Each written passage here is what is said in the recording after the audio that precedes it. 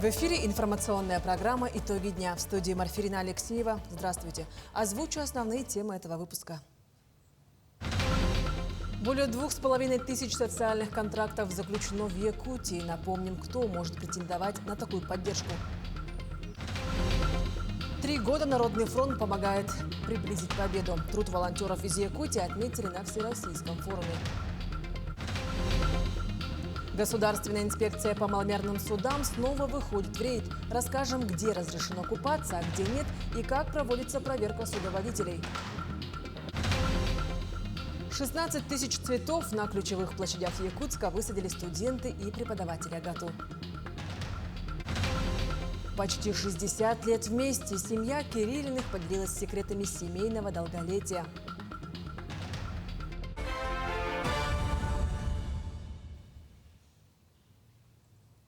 В Якутии не зафиксировано ни одного действующего лесного пожара. За последние сутки в Мирнинском районе был ликвидирован последний очаг возгорания. В этом году ситуация с лесными пожарами значительно улучшилась по сравнению с аналогичным периодом прошлого года, когда горело 138 пожаров на площади более 615 тысяч гектаров.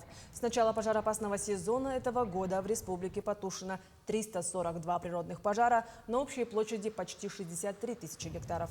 Несмотря на благоприятную обстановку, в регионе продолжает действовать особый противопожарный режим. Более 2500 социальных контрактов на сумму 361 миллион рублей заключено в Якутии. Более половины получателей – многодетные семьи. Соцконтракты помогают малоимущим семьям найти работу, открыть свое дело, развить личное подсобное хозяйство или преодолеть трудную жизненную ситуацию.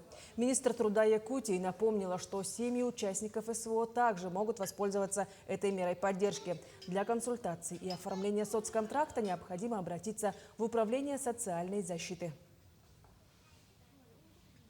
Глава Якутии Асен Николаев наградил 100 бальников. В этом году высшие баллы по итогам единого государственного экзамена выпускники получили по русскому языку, литературе, химии, биологии и математике. При этом 3 школьника отметили сразу двойную победу, заработав по 100 баллов за 2 предмета. Как отметил глава республики, в этом году Якутия насчитала меньшее количество 100-бальников. И связано это прежде всего с заданиями экзамена, которые, по признанию экспертов, стали сложнее, чем в прошлые годы. Тем не менее, якутские школьники по-прежнему успешно сдают экзамен по математике, подчеркнул Николаев. Кроме того, был отмечен успех выпускников СУЗов республики. Здесь заработавших высший балл по демонстрационному экзамену также наградили премией главы региона.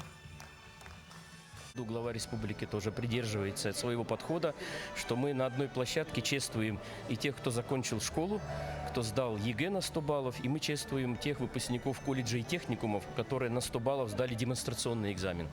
На самом деле общее количество мы еще до конца не знаем. У нас есть один мальчик, выпускник этого года, который на 99 баллов сдал химию, но он пересдал ее. Он хочет получить 100 баллов, и таких ребят у нас 8. Руководители оперативного штаба региональной комиссии «Вместе к победе» выехали в зону проведения специальной военной операции для передачи гуманитарных посылок и дополнительного снаряжения для бойцов из Якутии. Также оперативный штаб собирает отзывы, предложения и пожелания по доработке и модернизации техники и оборудования, которые производятся в республике. На следующей неделе планируется выезд машины с гуманитарным грузом, адресными посылками, оборудованием и техникой, которые собираются волонтерами движения «Якутия с тобой». Также пожертвованы частными лицами, организациями, предприятиями и муниципальными образованиями. Адресные посылки можно приносить по адресу Бестужева-Марлинского 5/1, волонтерское движение «Якутия с тобой». 3 года Народный фронт помогает приблизить победу. 7 июля в Москве состоялся форум, на котором активисты движения обобщили результаты работы. Волонтеры из Якутии не остались в стороне. Подробности расскажет моя коллега Эржена Гармаева. Праздник или выходной, день или ночь. В этом штабе работа кипит всегда. Собирают помощь и плетут сети обычные люди, пришедшие сюда по зову сердца. Ловко и уверенно орудует материалом Ирина Спиридонова. 2-летний опыт дает о себе знать. Волонтерством она занимается и здесь, и на работе в НВК «Саха».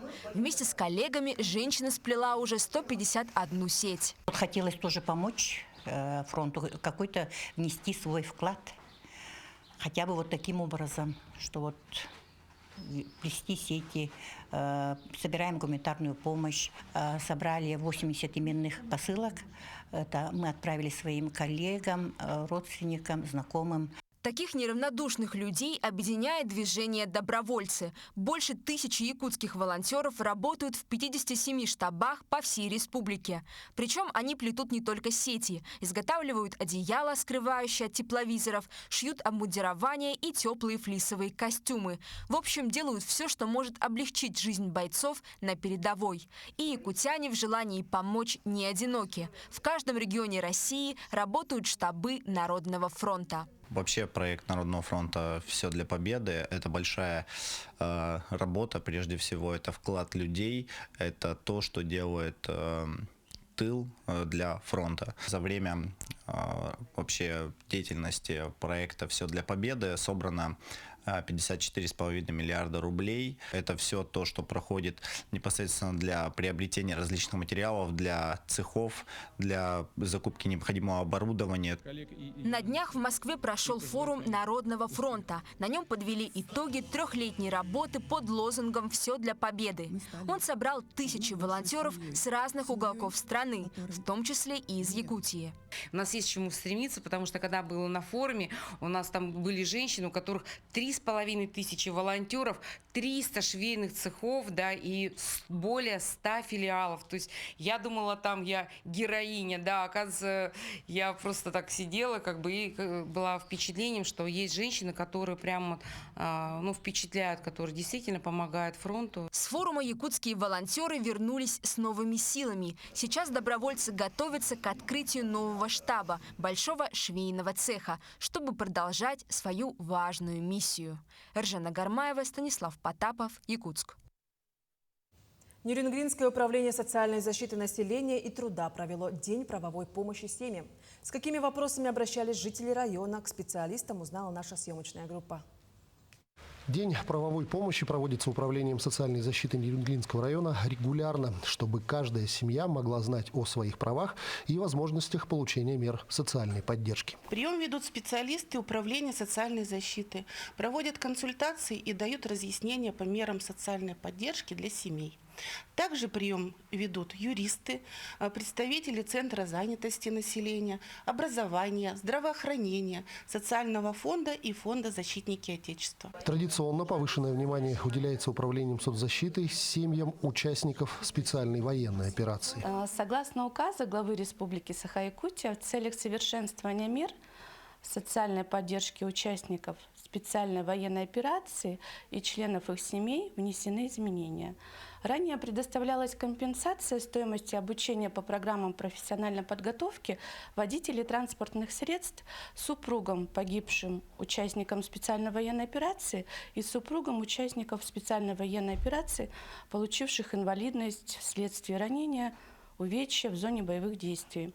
Сейчас на данный момент компенсация предоставляется самим участникам за обучение, которые имеют удостоверение ветерана боевых действий и получивших инвалидность вследствие ранения, увечья в зоне боевых действий, на право вождения автомобиля с ручным управлением. Вопросы, с которыми жители Нерюнгринского района обращались в управление соцзащиты, касались различных сфер жизни.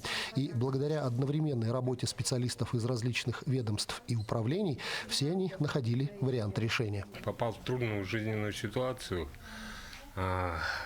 наложились проблемы с одной, с другой, с третьей стороны. Обратился в соцзащиту. Благодаря работникам соцзащиты разрешили почти все проблемы. Остатки, получается, последние подписи сейчас вот прямо здесь подпишем, и все проблемы будут решены. Подобные приемы для населения будут продолжаться на регулярной основе, чтобы любой желающий мог обратиться за актуальной информацией о мерах социальной поддержки, социальном обслуживании, новостях социальной сферы и многом другом. Иван Лазаренко, Андрей Гаянов, Нерюнгри. В Якутске состоялась презентация промышленной техники завода «Четра», предназначенной для работы в горнодобывающей и дорожно-строительной отраслей. Представители предприятия ознакомились с планами работы завода на якутском рынке и с линейкой спецтехники. В нее вошли бульдозеры, экскаваторы, трубоукладчики и иная техника. Отметим, что закупка представленной техники пройдет в рамках реализации национального проекта «Инфраструктура для жизни». Прежде всего ознакомим с серийным выпускаемым модельном ряде. Ну, конечно, затронем пару моментов, связанных с выводом на рынок новых машин. Это тяжелые машины класса Т-30, Т-45, которые именно как раз-таки в условиях северных широт, да, очень востребованы, с учетом специфики работы в Якутии прежде всего. Мы считаем, что это очень хороший потенциал для того, чтобы увеличить производительность и производственную мощность добычных предприятий региона. Пока одни отдыхают, другие рискуют жизнью, а Государственная инспекция по маломерным судам снова выходит в рейд. Где разрешено купаться, а где нет? Как проводится проверка судоводителей? Об этом в сюжете корреспондента Романа Атласова. Несанкционированный пляж на берегу 203-го микрорайона. Несмотря на не совсем жаркий день, желающих искупаться достаточно. И это при том, что в паре десятков метрах работает официальный и обустроенный пляж. И здесь мы должны их проводить профилактику и пресекать незаконное купание. Должны люди купаться на 202-м микрорайоне. Для этого создан пляж, благоустроенный, все есть для этого. И они должны там купаться. Сотрудники ГИМС, МВД и окружной администрации проходят вдоль берега неофициального пляжа и проводят профилактические беседы с отдыхающими. В ходе диалога последним напоминают об опасностях, которые могут таиться в необустроенных водоемах. Чисто теоретически мы понимаем, как нужно себя вести при купании. А о местах несанкционированных? Честно, нет. Группа рейда заботится о безопасности не только на берегу. Так инспекторы ГИМС патрулируют водные просторы для того, чтобы выявить нарушения и обезопасить судоводителей и их пассажиров. Штрафовали когда-нибудь? Сейчас проверим. Как выяснилось, у этого судоводителя не все в порядке с документами. Вячеслав Сергеевич, да, у вас тут нарушение грубое. Вы без техосмотра ездите? Да. Я записался. Но вы не имели права выезжать.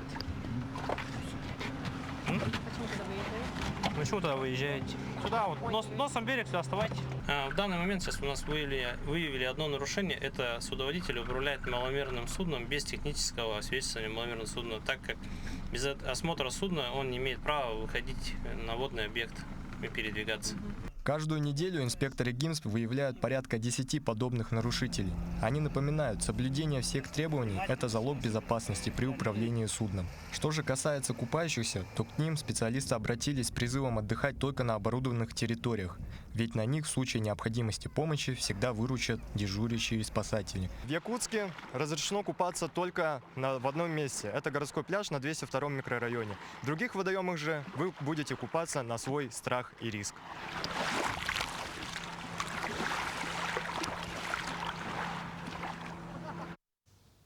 В наши дни локальный бизнес не просто выживает, а находит новые ниши и создает уникальные продукты, чем завоевывает любовь покупателей. Как государство поддерживает инициативы отечественных производителей и почему национальный колорит в бизнес-сфере – это преимущество, расскажет Эржена Гармаева. Малый и средний бизнес – это опора любой экономики, ее движущая сила. Нынешние непростые времена оживили локальные бренды и заставили обратить на отечественных производителей пристальное внимание, как покупателей, так и государства. Многие продукты появляются на базе собственных разработок. Это чрезвычайно важно, это самое главное. И вот, конечно, прежде всего будем поддерживать вот такие начинания.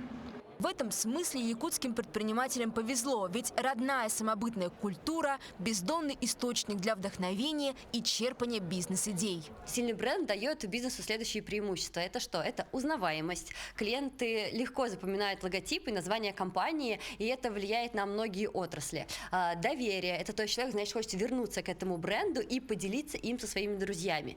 Лояльность – это покупатели возвращаются к любимому бренду снова и снова. Маркетинг – это как раз-таки он у нас и территориальный, то, что мы сейчас регистрируем, наш бренд сделан в Якутии. Членом ассоциации якутских предпринимателей является и Ольга Попова. Многодетная мама руководит производством по изготовлению ювелирной продукции. В этом небольшом кабинете умещается почти полный цикл изготовления – от разработки дизайна до отливки форм. Свое дело Ольга открыла в январе прошлого года. Поначалу в планах было создание наградных изделий и медалей, но женщина быстро поняла, что в республике есть большой запрос на туристическую продукцию с национальным колоритом. Не хватает на сегодняшний день таких сувениров, которые бы оставили впечатление о нашем регионе. А это именно вот брелки из сплавов, это значки, это другой сувенирный ряд, аксессуары, которые мы производим здесь, в городе Якутск. Большим подспорьем для производства Ольги стали меры государственной поддержки. Например, благодаря поручительству Фонда предпринимательства женщина приобрела необходимое оборудование. А еще ее бизнес – резидент территории опережающего развития Якутия. Он дает возможность лучше развиваться производственным компаниям, потому что там есть ряд льгот, льготы для начинающих производственных предприятий вот нового направления с целью масштабирования. Конечно же, это большая поддержка. В планах у Ольги расширение производства и выход на маркетплейсы, чтобы делиться частичкой Якутии, невзирая на территориальные границы. Ржена Гармаева, Семен Семенов, Станислав Потапов, Якутск. Живых раков, форель, осетра и чира можно купить в Мирном уже этой осенью. Где именно и в чем эксклюзив, расскажут наши коллеги.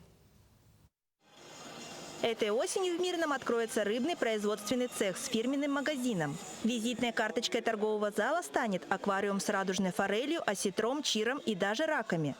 Предприниматели Виталий и Людмила Федченко, по совместительству главный технолог производства, с 2008 года занимаются поставкой и переработкой рыбной продукции. Открыть рыбный цех супругам помогли субсидии из республиканского и районного бюджетов, а также микрозаймы на льготных условиях от Фонда развития Мирнинского района.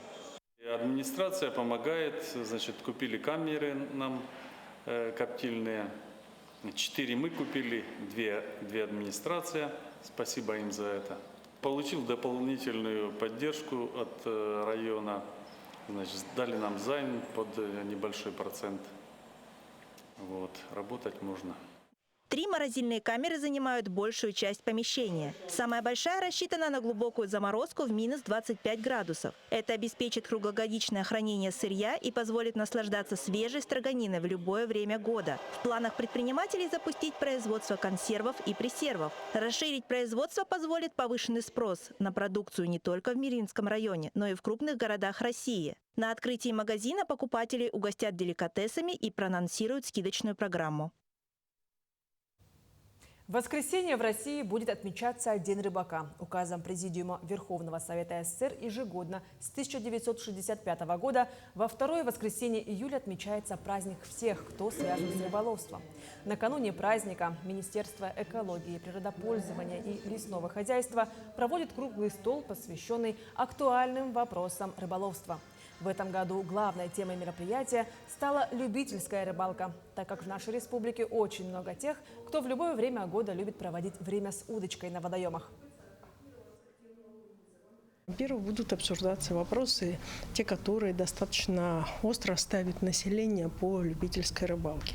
Относительно вопросов рыболовства где-то сетями, где-то непосредственно, с условием учета интересов коренных малочисленных народов севера. То есть у любой рыбалки, даже простой любительской, казалось, как релакса, есть определенного рода свои особенности. И сегодня коллеги один раз в год собираются и это обсуждают. Семья – главная ценность жизни человека. В этом убеждены герои следующего сюжета. Чета Кириллиных вместе уже почти 60 лет. За все это время они успели познать и тяготы послевоенного времени, и радости совместной жизни. Какими секретами семейного долголетия поделились супруги, расскажет Саргалана Неустроева. В этом году Елена и Александр Кириллины отмечают 58-летие своего брака. Вместе они воспитали 3 детей. Те подарили им 6 внуков и даже 4 правнуков. И до сих пор свою первую встречу с любовью всей ее жизни Александром Ильичем Елена Спиридоновна вспоминает с улыбкой. В чем секрет? В простом уважении друг к другу, в любви и в заботе. У нас семья очень хорошая получилась до сих пор. Мы переживаем друг за друга. Ну, настоящая любовь с первого взгляда, наверное. Оба супруга носят статус детей войны. Их взросление и становление пришлось на тяжелые послевоенные годы. Кириллины, как и сотни других, взяли на себя долг восстановить страну после разрушительной войны. И сегодня они с благодарностью отмечают то внимание, которое им оказывает государство. И нынче в этом году особенно было приятно. Нас собрали всех в школу АГИКГТ. И вручили нам торжественной установке медали. Чаепитие было. Вчера нам вручили правительственный этот подарок в связи с 80-летием Победы. Вот. Посуду красивую. Я очень люблю посуду. В этом году страна отмечает 80-летие Победы. А символ знаменательного события теперь красуется на столе семьи Кириллиных. Это оладница, расписанная рисунками художника Джулустана Байтунова. Среди них изображения проводов наших защитников на фронт. Очень близкая памяти Александра Ильича картина. Он до сих пор помнит, как прощался с братьями, ушедшими воевать. Я считаю себя счастливым человеком, что я их достал живыми, вот видел в натуре, как они живут, с кем живут, что кушают, что одевают. Вот я с ними в натуре вместе работал, их слышал, их разговор, их рассказы. Именно эти воспоминания, пример стойкости и мужества перед глазами и помогли Кириллиным воспитать достойных детей и взрастить прекрасную семью, считает Александр Ильич. Через 2 года супруги отметят бриллиантовую свадьбу по традиции в кругу многочисленных родных и близких. Вот их главная ценность и богатство. Сарглана Неустроева, Джулстан Иннокентьев, Якутск. Студенты и преподаватели АГАТУ высадили 16 тысяч цветов на ключевых площадях столицы, включая сквер Солдат Туймада, площадь Победы, площадь Бекетова, территорию перед цирком и газон на площади Республики. Озеленение проводится в рамках муниципального контракта с администрациями Центрального и Губинского округов. Помимо посадки, студенты регулярно ухаживают за растениями, поливают, удаляют засохшие листья и обрабатывают от вредителей, получая ценный практический опыт и профессиональные навыки. Все работы выполнены с учетом ландшафтного дизайна и художественного оформления. Ну, один из больших объектов – это Солдат Туймада, где было высажено около 8 тысяч цветов, так, однолетних. И площадь Победы, где-то около 4 тысяч растений. И цирк 2500. И площадь Бекетова. Ну, в этом году весьма своеобразные погодные условия были, да, вот, то есть в первой декаде июня у нас были заморозки, можно сказать, похолодание. Поэтому сейчас мы проводим подкормку, проводим прополку сорняков и ежедневный полив. Таким увидели уходящий день наши корреспонденты, но я с вами прощаюсь. Отличных выходных и до встречи в эфире.